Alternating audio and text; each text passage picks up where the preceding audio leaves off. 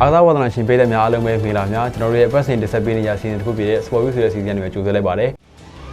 Sports View အားကစားလောကရဲ့ဖြစ်ရပ်များကိုသုံးသပ်တင်ဆက်ပေးနေတဲ့ Sports View